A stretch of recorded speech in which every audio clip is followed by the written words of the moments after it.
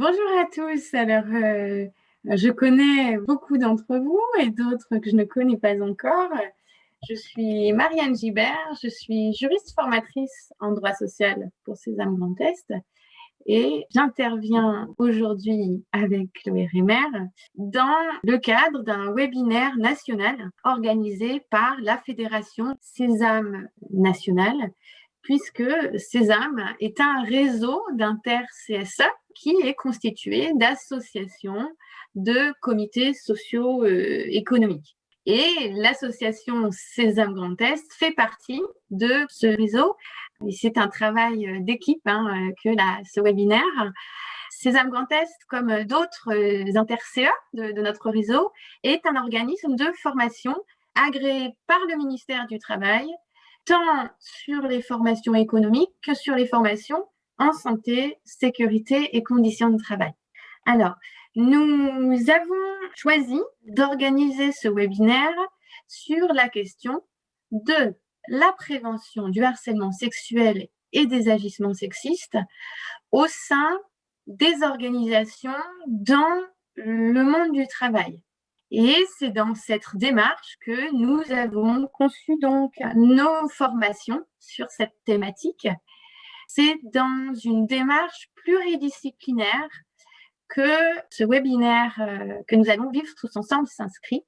En effet, Chloé Rémer, qui va très bientôt se présenter, et moi-même avons très à cœur l'idée de défendre que la prévention de la santé au travail s'inscrit dans une démarche pluridisciplinaire. La question de la prévention de la santé au travail pouvant inclure et incluant celle du harcèlement sexuel et des agissements sexistes, eh bien, mérite une lecture à travers le prisme du droit social, mais aussi de la psychologie et de l'ergonomie. Et donc, c'est avec grand plaisir que je travaille avec Chloé Rémer depuis 2 ans et que je vais laisser se présenter. Très bien. Bonjour à toutes et à tous. Donc, Chloé Rémer, je suis psychologue du travail, consultante et formatrice indépendante. J'interviens donc depuis 12 ans dans le champ de la santé au travail et de la prévention du stress et des violences dans le milieu professionnel. J'ai effectivement le plaisir de collaborer avec Sésame Grand Est dans le cadre de formation et d'accompagnement, notamment pluridisciplinaire, à destination des CSE. Nous avons conçu donc ce webinaire dans la poursuite d'un mouvement législatif qui s'inscrit depuis des directives communautaires qui pouvant dater de 2002. Et puis au niveau de la France, d'accords nationaux interprofessionnels notamment.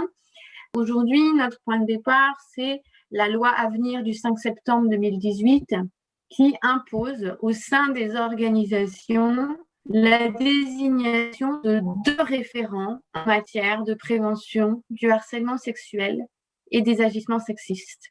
L'un qui est référent dans l'entreprise, dans les entreprises d'au moins 250 salariés, et deuxième référent à distinguer, le référent au sein de chaque CSE. C'est le point de départ de l'organisation de ce webinaire et nous allons vous présenter le plan de notre intervention s'inscrivant dans la démarche que nous venons de vous présenter. Alors, premier élément qui nous paraît essentiel à positionner, c'est qu'en la matière, le référent du CSE n'est pas le seul acteur de la prévention en matière, encore une fois, de harcèlement sexuel et des agissements sexistes. Mais le CSE a également des prérogatives en la matière que nous allons appréhender lors du webinaire. Et ces termes de harcèlement sexuel et d'agissement sexiste rentrent dans ce qu'on appelle un cadre légal et répondent à des définitions juridiques précises et aussi en évolution. C'est aussi un regard que nous apporterons aujourd'hui sur ces termes. Alors, toujours dans notre logique pluridisciplinaire, Chloé va présenter la suite. Très bien, donc dans la troisième partie, on soulignera l'importance de bien connaître les différents comportements qu'on va trouver derrière ces notions d'agissement sexiste et de harcèlement sexuel pour être mieux à même de les repérer, mais aussi d'appréhender leurs conséquences. Et on terminera ensuite sur les principaux enjeux en termes d'accompagnement, mais surtout de prévention pour le référent comme pour l'ensemble du CSE? Alors, point de départ, amorcé par la loi Avenir 2018, en tout cas, angle d'approche du présent webinaire.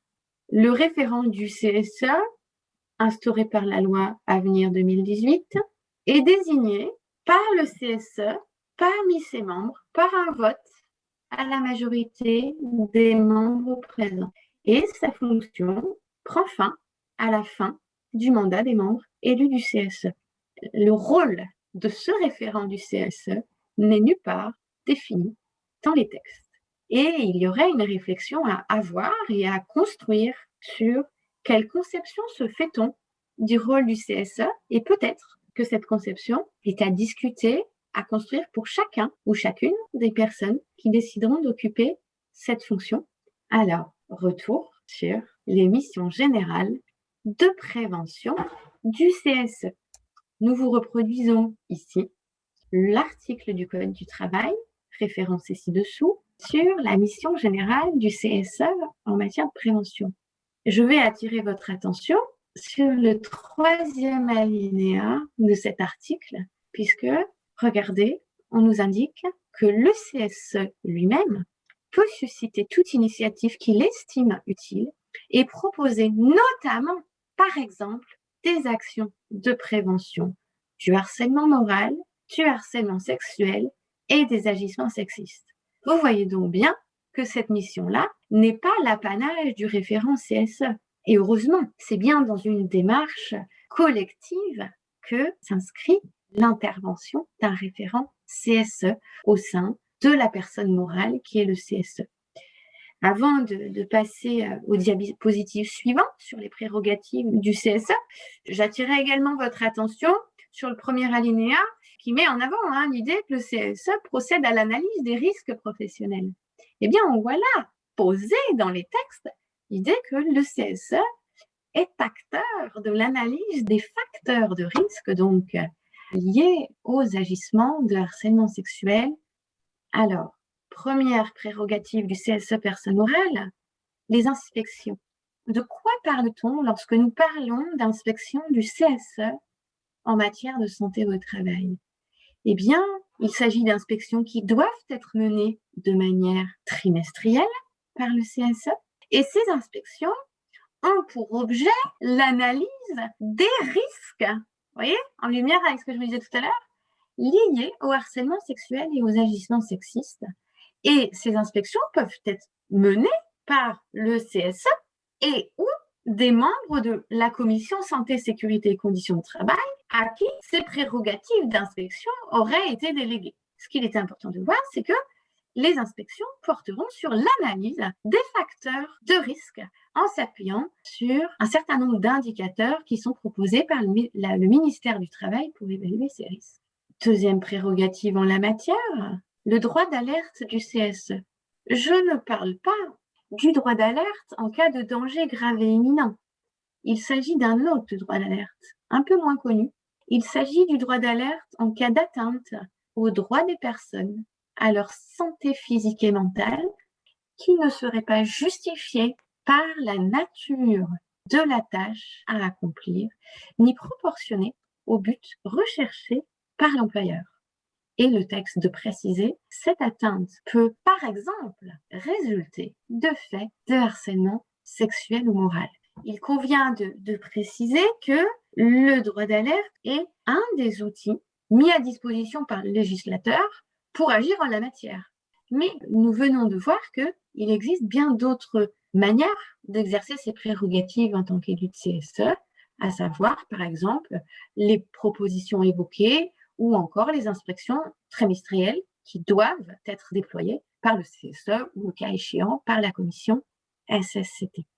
Pour clôturer cette première approche, je crois que ce qui est important de dire, c'est que c'est l'ensemble du CSE qui est investi d'une mission de prévention des risques professionnels liés au harcèlement sexuel ou aux agissements sexistes. Et c'est bien dans ce cadre que s'inscrit notre intervention. Alors, je vais aborder avec vous désormais la notion juridique de harcèlement sexuel et d'agissement sexiste, les notions, que dis-je. Je vais vous présenter la définition telle qu'elle est prévue par le Code du travail. Cette définition est aussi présente dans le Code pénal, puisque c'est une infraction récriminée. Dans le Code du travail, regardez, on peut tout de suite repérer 2 types de harcèlement sur lesquels je reviendrai. Ce qu'il faut de préciser, c'est que la définition du harcèlement sexuel ici présente est la même dans le Code pénal, avec des ajouts dans la définition pénale. Et nous sommes en pleine réforme de la santé au travail et sur quel type de harcèlement. Et nous voyons bien qu'il existe 2 types de harcèlement sexuel. Premier type, donc, de harcèlement sexuel. Il s'agit du harcèlement sexuel résultant d'actes répétés. On voit bien qu'il y a une notion de répétition. De quoi parle-t-on? De quels agissements parle-t-on? Eh bien, nous parlons de comportements, par exemple la remise d'objets, de gestes, mais il peut s'agir aussi de propos ou d'écrits.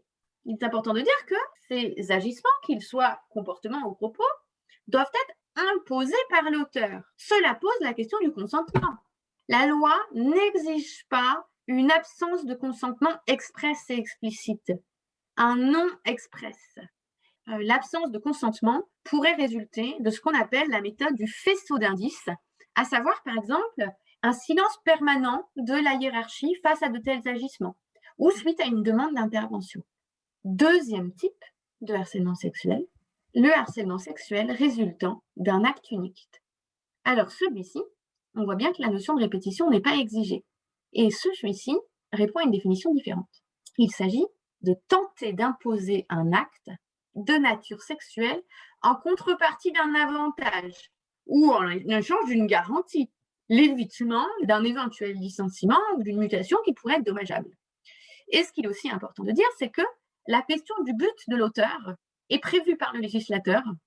Il s'agit de la finalité de la pression qui peut être réelle ou apparente. Le but réel ou apparent d'obtenir un acte de nature sexuelle au profit de l'auteur des faits ou d'un tiers. On voit donc bien que la recherche d'une relation sexuelle en tant que telle n'est pas exigée. Je vous disais 2 types donc de harcèlement sexuel prévus par le législateur. Le premier, qui résulte d'actes répétés, et le deuxième d'un acte unique. Alors, ce qui est intéressant, c'est que dans le premier, au moins 2 répétitions. Mais ce qui est aussi intéressant de souligner, c'est qu'aucun délai minimum n'est prévu par les textes. La répétition peut ne pas résulter d'actes de la même personne. La répétition peut venir de manière concertée de plusieurs personnes, ou alors à l'instigation d'une d'elles avec action des autres. Ou alors, il peut s'agir, en l'absence de concertation des auteurs, de personnes qui ont ces agissements et qui savent que les autres ont les mêmes. Eh bien, on considère au plan pénal que la répétition est constituée. Le droit s'intéresse aux conséquences pour la victime des actes. Alors, dans le cadre d'harcèlement sexuel résultant d'actes répétés, on voit qu'on s'intéresse aux effets. Les comportements doivent soit porter atteinte à la dignité en raison de leur caractère dégradant ou humiliant, par exemple propos ouvertement sexistes, grivois, obscènes, ou alors créer à l'encontre d'une personne une situation qui serait intimidante, hostile, offensante. Donc, premier type de harcèlement, on s'intéresse donc aux actes de harcèlement sexuel de manière répétée. Deuxième type, le harcèlement sexuel résultant d'un acte unique. Dans ce deuxième élément, le droit ne s'intéresse pas aux conséquences. Le droit ne se préoccupe que du but de l'auteur. On considère que la gravité liée au chantage sexuel, ça suffit. Et dans ce type de harcèlement-là, le but de l'auteur suffit sans nécessité d'aller sur quels effets sur la personne. Alors, je préciserai également la question des circonstances aggravantes. Le droit prévoit des circonstances aggravantes liées à ce type d'infraction. Alors, des exemples, l'abus d'autorité lorsque c'est commis par un hiérarchique. Ça peut être aussi des actes qui impliqueraient des personnes qui sont dans une situation considérée par le droit comme d'une particulière vulnérabilité. Ça pourrait être une maladie, une infirmité. Ça pourrait être une situation de précarité économique. Nous pouvons aussi observer que est intégrée la question de l'utilisation sur un service de communication au public en ligne. Donc, on voit qu'il y a un certain nombre de paramètres intégrés par le législateur considérés comme circonstances aggravantes. Alors, nous avons défini au sens du droit la notion de harcèlement sexuel.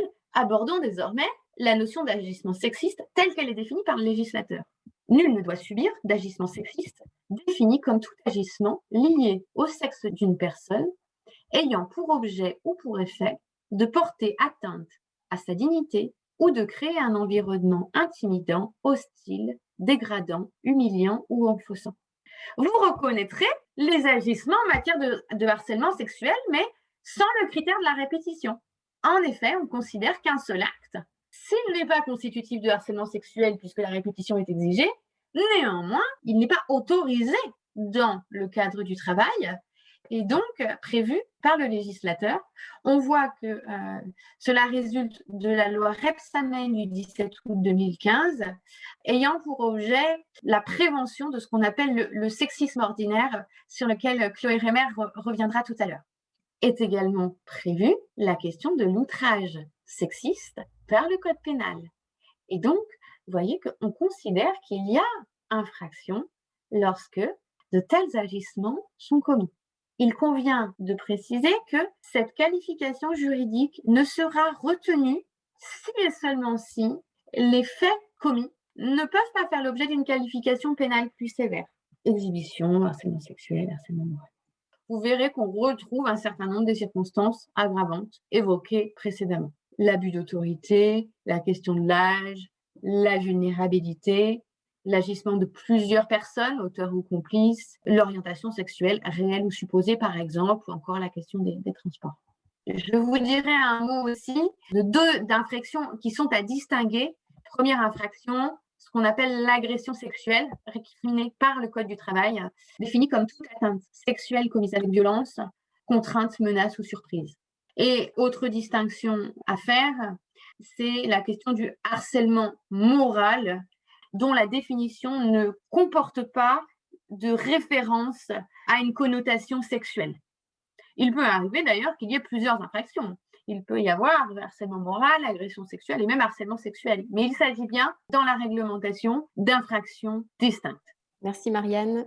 Donc effectivement, on va maintenant se pencher sur les différentes formes et les différentes conséquences. Donc, au travers des définitions juridiques que vient de donner Marianne, on entrevoit bien les différents types d'actes qu'on va chercher à bannir de l'entreprise, que l'on va pouvoir situer sur une forme de continuum entre effectivement la question des agissements sexisme, du harcèlement sexuel ou encore de l'agression. Si le CSE et son référent vont principalement avoir à prévenir et à traiter des problématiques en lien avec les agissements sexistes, voire avec le harcèlement sexuel, les formes de sexisme les plus extrêmes, c'est-à-dire les actes de violence sexiste et sexuelle, peuvent bien sûr exister aussi au sein du milieu professionnel. Il est important en tout cas de souligner que l'ensemble de ces actes vont trouver leur fondement dans ce sexisme, donc, qui est une notion qui va regrouper à la fois des croyances, mais aussi des comportements qui vont tendre à stigmatiser ou à délégitimer le plus souvent les femmes en raison de leur sexe. Mais il est important aussi de le préciser, le sexisme peut tout aussi bien concerner les hommes ou se fonder également sur l'orientation sexuelle ou l'identité de genre. On va voir aussi tout de suite que si les mentalités évoluent petit à petit, le sexisme ne disparaît pas pour autant, mais va avoir tendance à se traduire maintenant sous d'autres formes qu'il y a encore, on va dire, quelques décennies. On va identifier, en fin de compte, une évolution en 3 temps du sexisme qui correspond donc à 3 types aujourd'hui de sexisme qui sont décrits dans la littérature. Premièrement, la question du sexisme hostile, qui est effectivement la représentation la plus familière qu'on peut avoir en général du sexisme, qui relève d'une attitude négative et d'un traitement différent, défavorable à l'égard donc des femmes ou des hommes. En tout cas, une attitude qui est clairement affichée, intentionnelle, donc visible, où on n'a effectivement pas d'ambiguïté.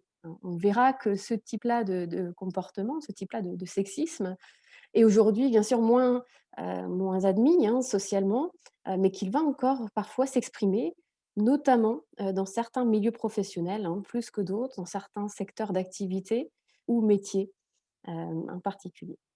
Deuxième type de sexisme, c'est un sexisme qu'on qualifie de masqué, un sexisme effectivement plus subtil, qui consiste là également en un traitement défavorable à l'égard d'un sexe par rapport à l'autre, mais de manière volontairement camouflée, hein. Donc on est dans d'autres types d'attitudes ou de propos. Et il va se manifester, ce sexisme-là, davantage, par exemple, sous forme de blagues sexistes, en tout cas sous couvert de l'humour, ou encore d'une manière indirecte, par l'exclusion ou par l'infériorisation de salariés, hein. Par exemple, ne pas écouter une prise de parole, ne pas donner systématiquement la parole à certains collègues lors de réunions, ne pas inviter à une réunion ou ne pas demander l'avis d'une personne sur un sujet qui relève de sa compétence. Donc on voit bien que ce sont des comportements, des attitudes qui vont déjà être plus difficiles à déceler. Et enfin, troisième type de sexisme, c'est un sexisme qu'on va qualifier d'ambivalent, un sexisme même parfois qu'on qualifie de bienveillant, qui va être là encore plus difficile parfois à détecter, y compris par les personnes qui sont l'objet de ces agissements, hein, qui sont les victimes de ces comportements. Ce sexisme ambivalent, il va être basé sur l'attribution d'un certain nombre de qualités, d'un certain nombre de rôles spécifiques qui sont entendus comme des rôles complémentaires entre les hommes et les femmes et qui relèvent souvent, on va le voir, de stéréotypes également, mais de stéréotypes positifs, hein, donc qui amènent à un petit peu moins de résistance, hein, en général. Alors comment est-ce qu'il va se manifester, ce sexisme ambivalent ou bienveillant? Par exemple, par des propos de type paternaliste, où on va avoir tendance à, quelque part, infantiliser des personnes ou, en tout cas, à maintenir une forme de déséquilibre entre les hommes et les femmes. Il peut prendre la forme aussi de compliments sur le physique, sur la tenue vestimentaire. C'est pas le compliment qui pose problème en soi, c'est le fait, dans certaines situations, de renvoyer à l'autre ou de le réduire, on va dire, à son apparence physique ou de le réduire à un objet de désir, hein. Le fait, par exemple, d'amener ce compliment au milieu d'un échange professionnel, par exemple entre un manager et sa collaboratrice et effectivement, du coup, de mettre de côté, la compétence de la personne pour effectivement introduire une remarque, sur son physique ou sur sa tenue. Le, sexisme, ambivalent ou bienveillant passe aussi par la valorisation donc de compétences qui vont être réputées comme spécifiquement masculines ou féminines et qui, effectivement vont mettre en avant des qualités, des compétences, mais qui quelque part enferment la personne dans un rôle particulier et l'empêchent, dans certains cas, l'accès à d'autres activités ou d'autres fonctions. Donc les agissements sexistes sont souvent le reflet, aujourd'hui, hein, plus souvent en tout cas, de ce sexisme un petit peu plus ordinaire qui va être présent et bien souvent un petit peu banalisé, dans le milieu professionnel, hein, qu'on a du mal parfois à identifier et à qualifier. C'est important d'en prendre conscience parce que c'est un terreau qui va quand même faciliter ou légitimer des inégalités, sans que les différents acteurs en aient parfois suffisamment conscience. Effectivement, cette notion de sexisme ordinaire, hein, elle est définie comme un ensemble d'attitudes, de propos, de comportements qui sont fondés sur des stéréotypes de sexe. On l'a vu, à la fois des stéréotypes négatifs et positifs et qui, bien qu'en apparence anodins, ont pour objet, de façon consciente ou inconsciente, hein, d'inférioriser les femmes de façon insidieuse, voire bienveillante. Les femmes ou effectivement d'autres catégories de salariés. Alors, évidemment, l'exposition aux agissements sexistes, on va passer à la diapo suivante, va non seulement dépendre directement de l'attitude des salariés au sein de l'entreprise, de l'exemplarité également, on va dire, des managers, des dirigeants, mais cette exposition va aussi dépendre de l'environnement de travail au sens plus large. Et on a une étude notamment très intéressante, hein, de la DARES qui a été publiée en 2016 qui pointe effectivement que les femmes vont être davantage touchées par des comportements sexistes lorsqu'elles ont des emplois habituellement masculins ou lorsqu'elles évoluent effectivement dans des contextes de travail, par exemple dans le secteur de l'industrie, ou le fait de travailler sur des chantiers ou dans des fonctions qui impliquent des déplacements, des fonctions également de supervision, ben, va être effectivement un facteur d'exposition, un facteur de risque non négligeable, hein. Dans les emplois typiquement masculins, c'est là qu'on va trouver effectivement le plus grand nombre de comportements hostiles à caractère sexiste qui ont été effectivement remontés. Donc, on voit effectivement que dans les emplois typiquement féminins, on a 3% des hommes qui se déclarent être l'objet de comportements hostiles à caractère sexiste, contre 6% des femmes. Et dans les emplois typiquement masculins, 1% des hommes contre 15% des femmes. Donc, on voit sur un graphique d'ailleurs que la DARES a également publié. Voilà, cette différence à la fois homme-femme dans les 2 cas, mais qui se creuse davantage dans, les contextes de travail effectivement typiquement, masculins. Ça, c'est important aussi, de le noter. Donc voilà, on voit sur le graphique, hein, effectivement le poste de travail très typiquement masculin, c'est là qu'on va avoir le plus, de différences dans l'exposition des femmes et des hommes aux agissements, sexistes, aux comportements en tout cas hostiles à dimension sexiste. Et dans les milieux très typiquement féminins, à l'autre bout du graphique, on voit que les femmes sont toujours plus exposées, mais que la différence effectivement est moins importante par rapport à l'exposition des hommes. En ce qui concerne le harcèlement sexuel, Marianne a donc bien précisé la double définition sur le plan juridique. Il va être important aussi de se pencher maintenant sur ce qui va caractériser le harcèlement au sens des mécanismes psychologiques qu'on va tenter de repérer et d'arrêter au plus vite, évidemment, lorsqu'il y a des cas avérés dans l'entreprise. Et on va se rendre compte par là même de la difficulté qu'on va pouvoir avoir à repérer ce phénomène du fait de l'attitude de l'auteur d'une part, mais aussi, dans certains cas, du silence et de l'attitude des victimes. Donc, le harcèlement sexuel, ce qui est important d'avoir à l'esprit, c'est qu'il va se caractériser par une forme de prise de pouvoir de l'auteur sur la victime, hein. C'est ce qu'on appelle effectivement cette situation d'emprise qui va d'ailleurs bien distinguer la question du harcèlement de la question de la séduction, hein. C'est une question qu'on nous pose régulièrement en formation. Et effectivement, le harcèlement se caractérise par cette absence de réciprocité, par le fait qu'on va ne pas tenir compte du refus de la personne, du refus de la victime, hein. Alors que dans le cadre effectivement de la séduction, une personne qui souhaite en séduire une autre va avoir des propos, des comportements en général positifs, respectueux. Ce qu'elle souhaite, c'est effectivement une relation égalitaire et réciproque. À l'inverse, dans la situation de harcèlement, le harceleur ne va pas chercher à séduire, il va chercher à imposer ses choix. C'est ce qui explique que très rapidement, la victime va pouvoir se sentir mal à l'aise, humiliée, etc. Cette emprise-là, elle explique aussi que dans un certain nombre de cas, la victime a parfois du mal à réagir à ces violences, voire parfois même à les verbaliser. Le harcèlement sexuel, il peut être accompagné dans un certain nombre de cas de harcèlement moral, et d'où la difficulté aussi parfois à repérer et à voilà, faire la part des choses.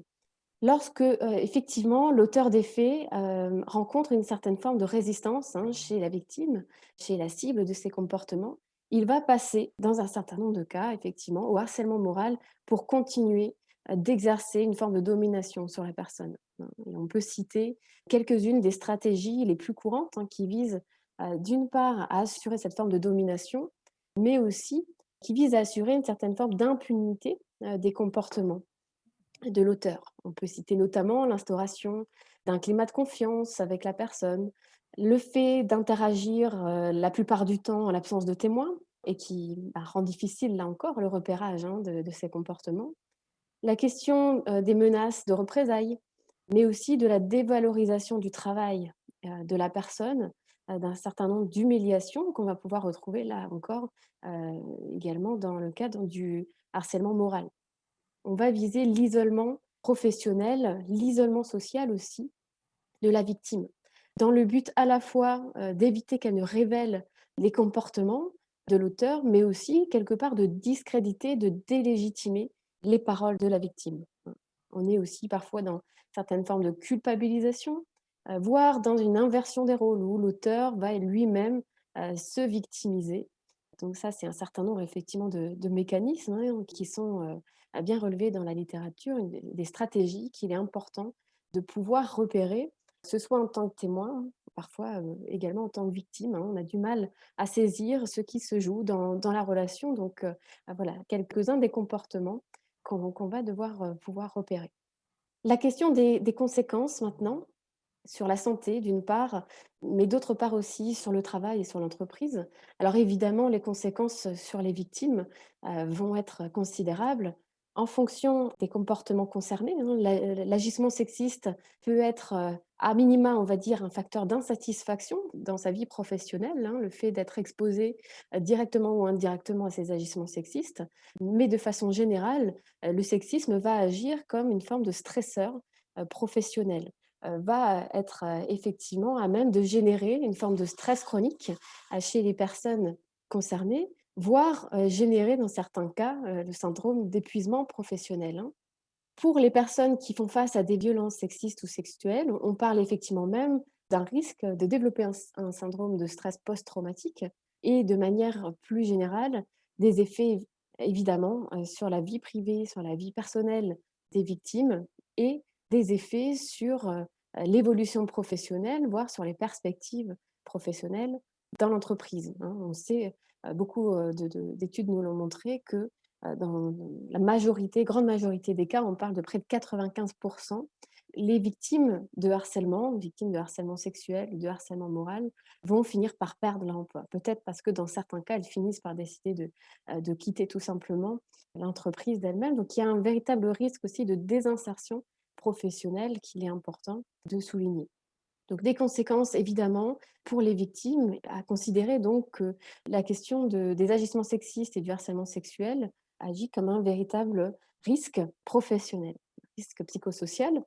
Des impacts aussi sur les témoins évidemment, et on a effectivement dans la littérature un certain nombre d'éléments qui nous amènent à penser que cela génère également des risques psychosociaux, du stress pour les personnes qui sont témoins de ce type-là d'agissement et évidemment un impact sur le collectif, sur l'entreprise de manière plus large. Comme pour les autres risques psychosociaux, les conséquences vont être la dégradation du climat de travail, la démotivation qui est liée effectivement aussi à ce conflit de valeurs, hein, de ce qu'on observe dans notre entourage professionnel, des conflits de sens, mais aussi l'atteinte à l'image de marque de l'entreprise. Alors, quid du rôle du référent, CSE et de l'ensemble des membres, hein, du CSE dans le cadre, effectivement de ces agissements sexistes et du harcèlement sexuel? On va retenir principalement 2 rôles. Le premier, ça va être le rôle de prévention.